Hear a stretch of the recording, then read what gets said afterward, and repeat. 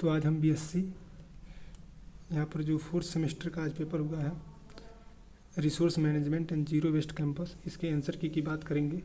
तो आइए इसके आंसर की को हम देखते हैं। यहाँ पर क्वेश्चन नंबर फर्स्ट है कि जीव और उनके पर्यावरण के बीच अंतःक्रिया का अध्ययन है, उसको हम बोलते हैं पारिस्थितिकी। निम्नलिखित में से कृत्रिम पारिस्थितिकी तंत्र के रूप में वर्गीकृत किया जा सकता है। तो यहाँ पर उद्यान यानी गार्डन। मृदा प्रदूषण का कारण क्या है? तो अम्ल वर्षा। उस समुद्र का नाम बताइए जिसे आमतौर पर समुद्री रेगिस्तान कहा जाता है। तो सारगासो सागर।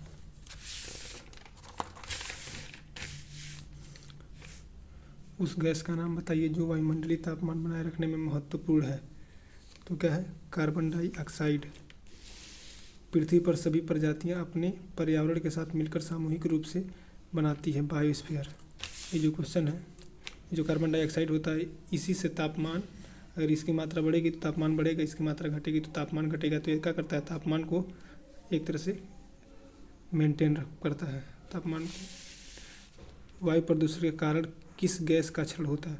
जब वायु प्रदूषण होता है तो ओजोन गैस का क्या होता है? ओजोन परत का क्षरण होता है। डिस्पोजेबल कचरे में शामिल है। तो क्या है? तरल पदार्थ, कीचड़, ठोस, ये सब कौन क्या करते हैं? डिस्पोज करते हैं सब। इसका ऑप्शन नंबर डी सही हो जाएगा। निम्नलिखित में से कौन सा ग्रीन हाउस गैस नहीं है जो प्राकृतिक रूप से वायुमंडल में पाई जाती है? तो हमारे वायुमंडल में ओजोन गैस पाई जाती है जो ग्रीन हाउस गैस नहीं है। तो ऑप्शन डी इसका करेक्ट होगा। निम्नलिखित में से कौन सा गैर बायोडिग्रेडेबल है? तो यहाँ पर जो नायलॉन है गैर बायोडिग्रेडेबल है। अम्ल वर्षा किस वायु प्रदूषण के कारण होती है? तो अम्ल वर्षा जो है वो कार्बन डाइऑक्साइड के कारण होती है, लेकिन यहाँ पर कार्बन डाइऑक्साइड भी दिया है और यहाँ पर दिया है नाइट्रस ऑक्साइड और सल्फर डाइऑक्साइड। तो यहाँ पर वो जो कार्बन जो होता है अम्ल वर्षा वो CO2 और सल्फर ऑक्साइड के दोनों के कारण होता है। तो इसका ऑप्शन डी सही हो जाएगा। ध्वनि प्रदूषण जब पैदा होती है जब ध्वनि अधिक हो जाती है 80 to 99 डेसिबल। निम्न में से कौन एरोसोल का एक उदाहरण है? तो कोहरा एक एरोसोल का उदाहरण है। CHFC किसमें इस्तेमाल होता है? तो इसका फुल फॉर्म होता है क्लोरोफ्लोरोकार्बन, जो कि रेफ्रिजरेटर में नहीं फ्रिज में इस्तेमाल होता है। निम्नलिखित में से कौन सा रासायनिक यौगिक जैव आवर्धन का कारण बनता है? DDT, option number B. निम्नलिखित में से कौन सा गैस ग्रीन हाउस प्रभाव उत्पन्न करता है? तो कार्बन डाइऑक्साइड। खाद्य श्रृंखला का प्रथम पोषण स्तर निर्मित होता है किसके द्वारा? उत्पादक के द्वारा। लीचेट क्या है? तो भराव क्षेत्र से दूषित द्रव का निकास, ये लीचेट है। जो हम यहाँ पर कचरा जा करके लैंडफिल करते हैं वहीं से क्या होता है? दूषित द्रव का निकास होता है, जिसे हम लोग लीचेट बोलते हैं। गीले अपशिष्ट को खाद में बदलने की प्रक्रिया को उनका बोलते हैं कंपोस्टिंग। 3R का सही क्रम क्या है? तो इसका सही क्रम है रिड्यूस, रीयूज, रिसाइकिल। कम करें, पुनः उपयोग और रिसाइकिल यानी पुनर्चक्र। किसको घर का कचरा कहते हैं? तो फूड कचरा को। कौन सा माइक्रोबियल टेक्निक है जैविक खाद बनाने का? तो क्या है? Vermi composting.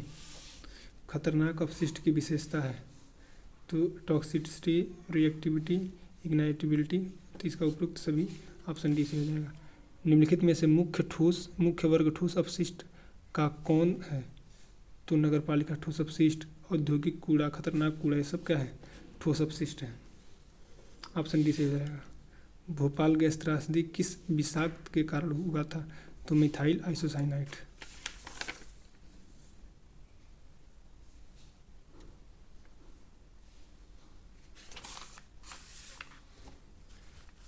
इसका आंसर हमें नहीं पता है अभी। क्वेश्चन नंबर 27 देखते हैं। वस्तु जो पर्यावरण को प्रदूषित करे उसे कहते हैं, उसे हम बोलते हैं पॉल्यूटेंट। निम्नलिखित में से किसको कई बार पुनः चक्रित किया जा सकता है? तो एल्यूमिनियम को। जब सैनिटरी लैंडफिल में मौजूद कार्बनिक पदार्थ विघटित होता है तो यह उत्पन्न होता है, क्या करता है? वो मीथेन गैस को उत्पन्न करता है।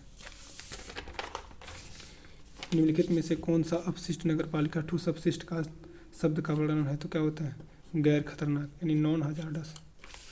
निम्नलिखित में से क्या व्यक्तिगत स्तर पर किया जा सकता है? तो स्रोत में कमी। प्लास्टिक कचरे के लिए निम्नलिखित में से कौन सा कथन गलत है?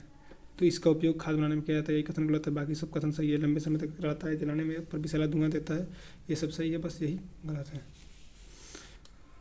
प्लास्टिक कचरे के लिए निम्नलिखित में से कौन सा कथन गलत है? ये भी सेम वही क्वेश्चन है। तो खाद बनाने में उपयोगी क्या है इसका कथन? ये गलत है, ऑप्शन बी। एकीकृत अपशिष्ट प्रबंधन में कितने मुख्य घटक होते हैं? तो 3 घटक होते हैं। निम्नलिखित में से कौन सी गैस लैंडफिल कचरे से उत्पन्न होती है? बायोगैस। डिस्पोजल कचरे में शामिल है तो ठोस, रीज, तरल, उपरोक्त सभी, ऑप्शन डी से हो जाएगा। निम्नलिखित में से कौन सा द्वितीयक प्रदूषक है? तो फ्लाई एश, ऑप्शन डी।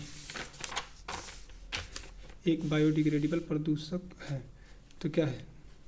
नगर पालिका सीवेज। बायोडिग्रेडेबल का मतलब होता है जिसे हम क्या करें, उसको फिर से हम उसको खंडित कर दें, उसको पूरे उसको एक तरह से ख़त्म ही कर दें।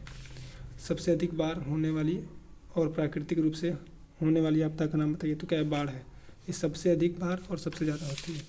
विश्व में कितने जैव विविधता हॉटस्पॉट मौजूद है? तो 36 है। कौन सी गतिविधि जल स्तर को कम कर सकती है? तो मानव जनसंख्या वृद्धि जल स्तर को कम कर सकती है। कौन सी गतिविधि जल स्तर को कम कर सकती है? ये जो मानव जनसंख्या वृद्धि हो गई तो जल स्तर को बढ़ा देगी, ये कम नहीं करेगी। मिट्टी का कटाव जल स्तर को क्या करेगी? एक तरह से कम करेगी, ऑप्शन सी इसका सही हो जाएगा। प्लास्टिक का पुनर्चक्रण करना क्यों कठिन है? तो इसमें पॉलीमर रेजिन होते हैं, ऑप्शन डी सही है। निम्नलिखित में से कौन सी गैस लैंडफिल कचरे से उत्पन्न होती है? तो बायोगैस। विश्व पर्यावरण दिवस 2023 का विषय क्या था? प्लास्टिक को हराओ, यानी beat the plastic. World earth day कब मनाते हैं? 22 अप्रैल को।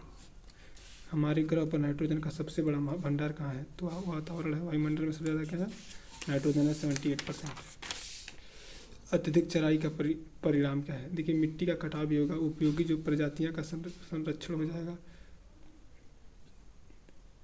और उत्पादक मिट्टी, ये दोनों गलत है। मिट्टी का कटाव इसका आंसर सही होगा।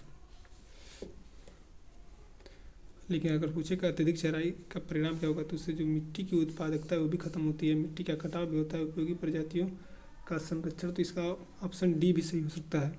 लेकिन कर अत्यधिक उत्पादक मिट्टी, ये नहीं कहा इसमें कि उत्पादक मिट्टी की जो उत्पादकता है उसमें कमी होगी, ऐसा कुछ नहीं लिखा, इसलिए मैं ऑप्शन ए को ठीक सही मान रहा हूँ।